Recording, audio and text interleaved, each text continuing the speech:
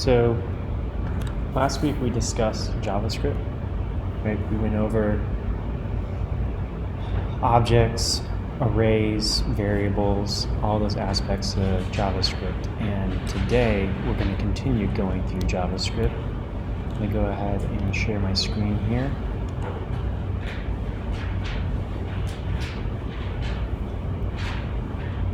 Okay.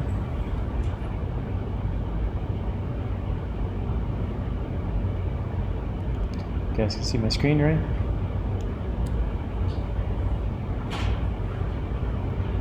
So we're going to get started in JavaScript Part 2. Who can tell me what JavaScript is fundamentally?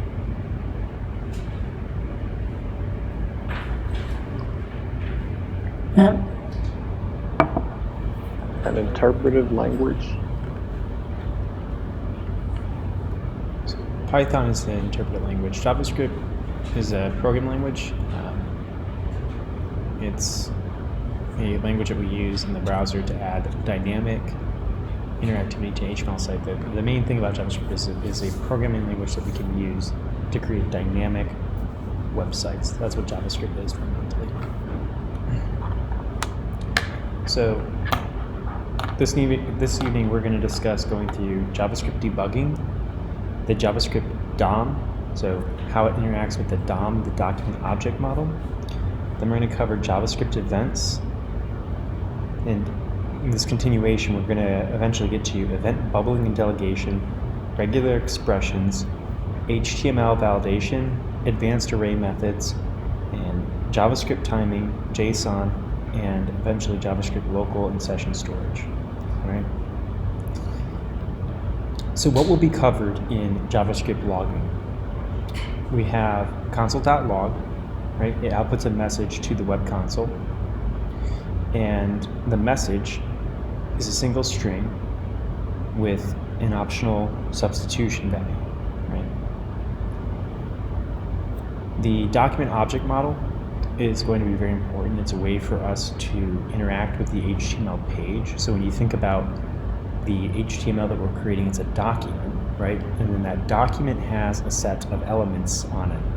And JavaScript the DOM allows us to use JavaScript to modify those elements, add interactivity to those elements. So when we think about the DOM, the document object model, think about a way to use JavaScript to interact with the page. That's the key, right?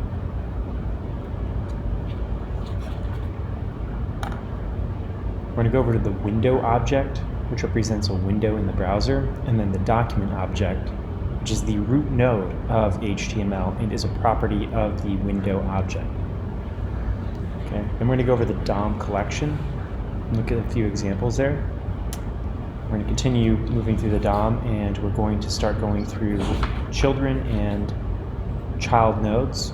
We want to understand how the nodes are being put together in the page. Right? A node is just a point, and if you think about the document object model, it's a point on that page, and then from that point there are extending children nodes, like a tree. Okay, so it's a hierarchical structure to the page.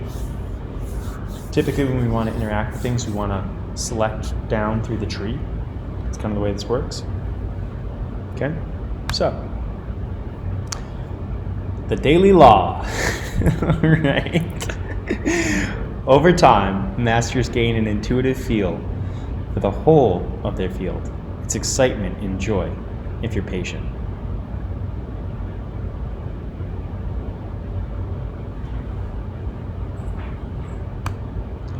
All right, let's do a quick sprint review. Everyone should have access to this board. What we're going to do is we're going to close out week 4. You can see that Jorge has gone through and updated all of these with comments, right? Let's see if we have anyone else in here. Okay. He's done all of these definitions. We still have a few that have not been answered. And so this is very beneficial because all Jorge has to do now is go take these, and each one of these is a title, and then here is an explanation, and this is a blog article right here.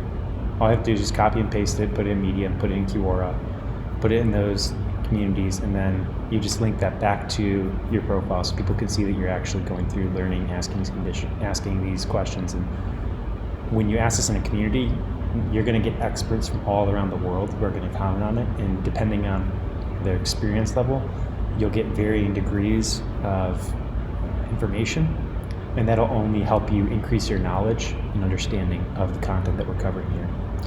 So awesome, Jorge.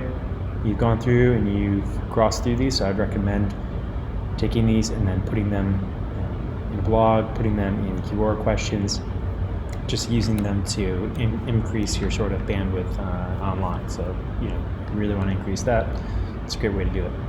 Let's go ahead and check this off as the sprint has been completed here. Yep, and any of the open issues will move over to sprint 5. So anything that hasn't been answered, guess what? There's an opportunity to still answer it. So everyone can get in here and make a comment. We can have a discussion here.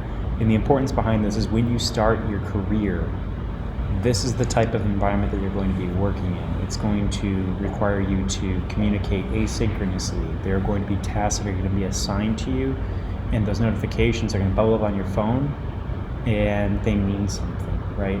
You could be just sitting at home having coffee, and then you wake up and you go through this whole board, and if you get all your work done in these tasks,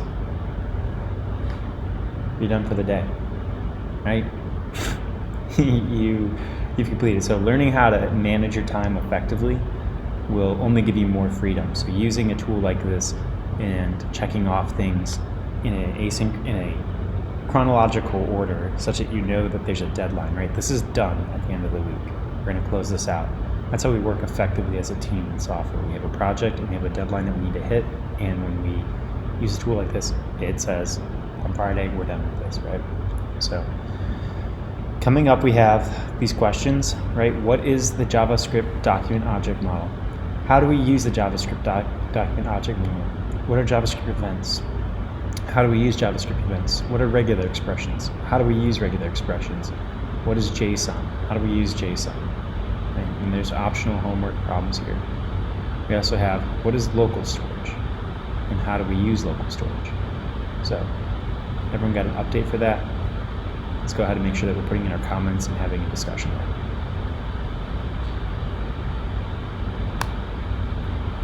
So, this is a tweet, right, from Vanessa McHale. It says, I don't use Git. I don't even store code in files. I just remember it and retype it every time. Anyone like that in this class? No? Keep it in the mind, fingertip feel, right? You'll be able to just dream in JavaScript. You'll be able to write out your programs. You'll see it everywhere. So, cool. Yeah. If you get really into a programming language, eventually you can start to kind of just write from scratch, no problems. It's like, okay, this is how this method stuff needs to be put together. Write console.log enough times becomes a habit, right? And it's the consistent practice of doing that. It's a consistent practice of creating programs, solving problems that helps you improve. So, we're going to jump into JavaScript debugging. What does debugging mean?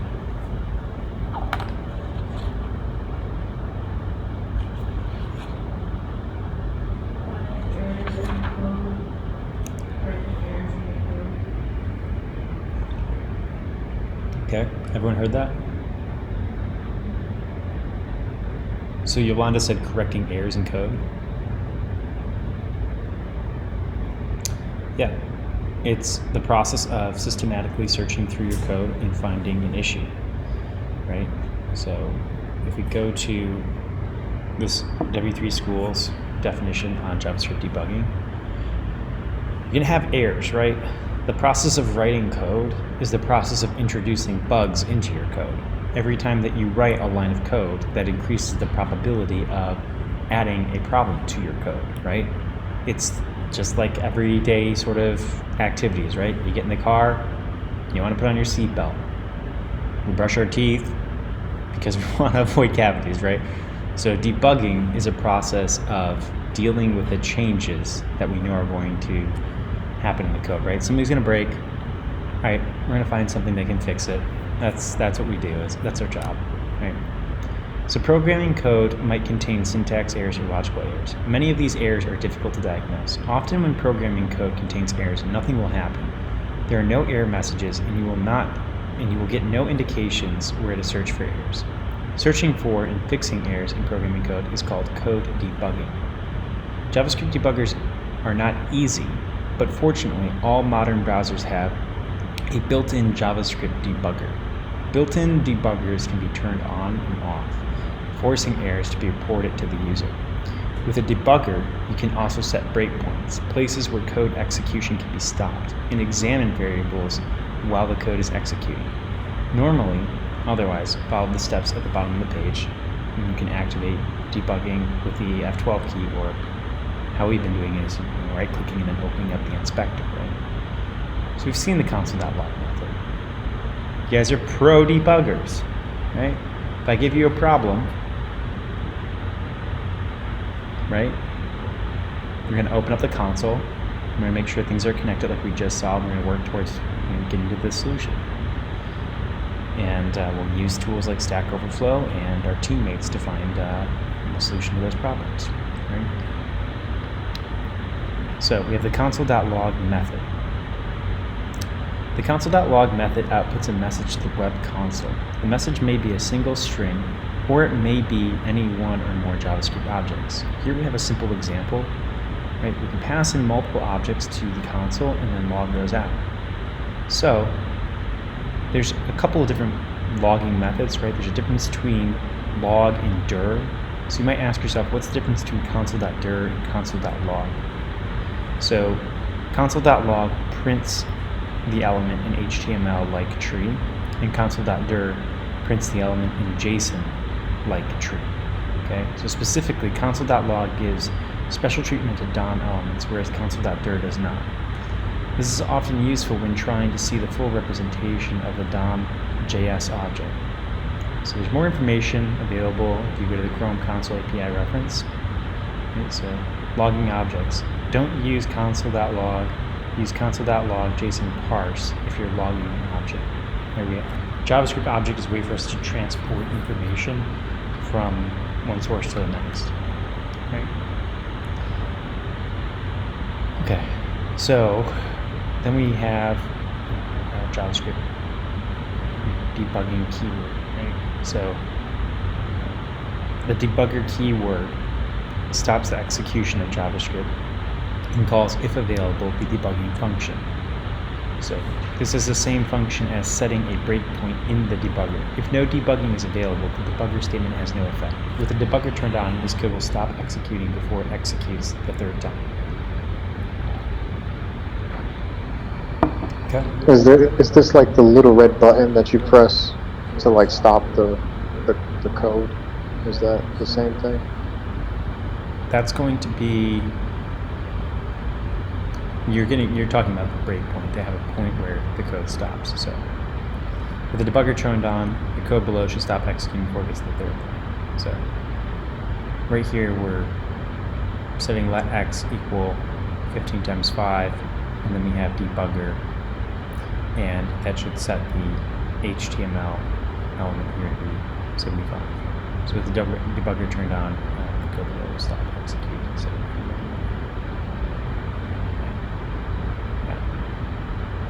all this is just a way for you to do it. What you're referring to is a breakpoint. So in the debugger window, you can set breakpoints in the JavaScript code. So if we go back here, we open this up, go to our sources, go to JS, wonderful. JavaScript that we're using, so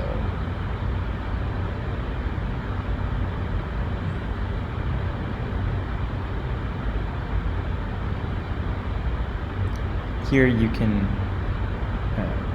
add a breakpoint, right? This is set a breakpoint in here, right? And then the expression to check before pausing, right? You can set an expression to check here. So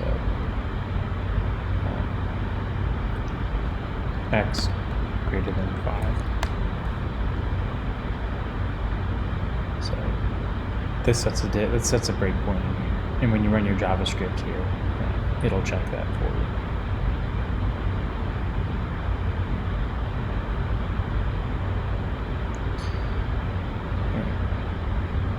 So then there's also watch. Alright. So you can set watch expressions. The debugger watch expressions pane allows you to specify JavaScript expressions that will be reevaluated and displayed every time the debugger pauses. As you step through code, the debugger will watch the expression and return any results. Watches are most commonly used to group individual variables of interest for easier observation. Watching more complicated expressions can sometimes be useful, for example, to check that variables are within certain limits or values. Right? So the screenshot below shows the watch expressions panel with a number of expressions already defined. Each line shows the expression and its value at the current step, separated by a colon. Expressions that evaluate to an object can be expanded using the caret symbol to the left. So this caret symbol can be used to widen that expression. And if we go back here to our example,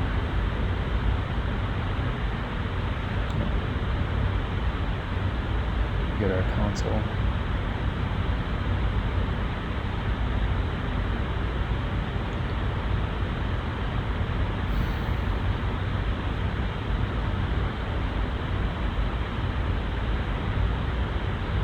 So get rid of these settings.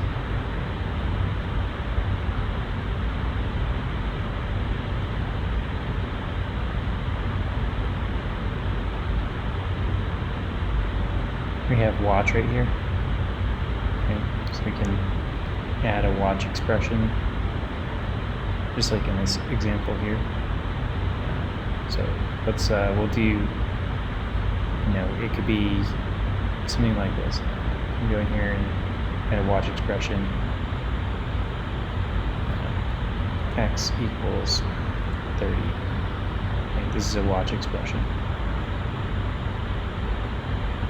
So all you have to do is click that plus button in the top right corner of the panel, and then type the expression into the text entry field that appears at the bottom, and hit enter to save it.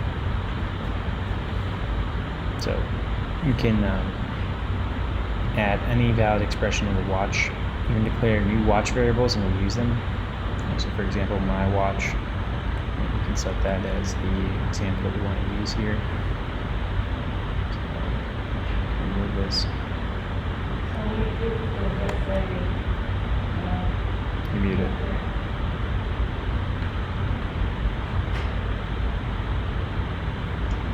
So let's say the watch is my watch, wherever 1 equals 3. Whenever it sees that specific expression that equals 3, it's gonna stop running.